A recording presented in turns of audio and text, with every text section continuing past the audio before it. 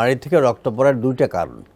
একটা কারণ হচ্ছে স্থানীয় কারণ, অর্থাৎ আমাদের মুখের ভিতরে ডেন্টাল প্লাক জমা থাকার কারণে হতে পারে। হ্যাঁ, মুখের বিভিন্ন সমস্যা থেকে হতে পারে, বা কোনো আর্টিফিশিয়াল ডেঞ্চারে আঘাতে হতে পারে, সেইটার থেকে হতে পারে। আবার একটা হতে পারে যে স্থানীয় রোগ ছাড়াও আমাদের আমাদের যে রোগ আছে বিভিন্ন ধরনের, সেগুলোর থেকে হতে পারে। যেমন ধরেন অ্যানিমিয়ার থেকে হতে পারে, যাদের রক্ত শূন্যতা আছে, হিমোগ্লোবিন প্লেটলেট কাউন্ট কম, যাদের জন্ডিস আছে, যাদের আপনার এখন তো ডেঙ্গু ধরনের রোগ, অনেক সময় দেখা যায় যে মাড়ি থেকে ব্লিডিং বেশি হয়, প্লেটলেট কাউন্ট কমে যায়, রক্তক্ষরণ হয়। আবার ব্লাড ক্যান্সার যেটা লিউকোমিয়া, তার কারণে হয়। সুতরাং আমি বলবো যাদের মাড়ি থেকে রক্ত পড়ে তারা অবশ্যই ডেন্টিস্টকে দেখিয়ে ডেন্টাল স্কেলিং করাবেন, এবং সেই সাথে রক্ত পরীক্ষাটাও করাতে হবে তাদের।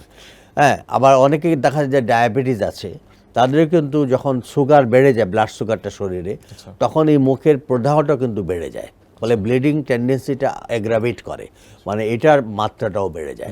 সুতরাং তারা যদি ডায়াবেটিস আছে কিনা না জেনে থাকেন, তাদেরও কিন্তু ডায়াবেটিসটা পরীক্ষা করা উচিত। সুতরাং দেখেন, এবং তারা যদি তামাক পাতা জর্দা ব্যবহার করেন, ধূমপান করেন, সেটারও ইতিহাস নেওয়া উচিত।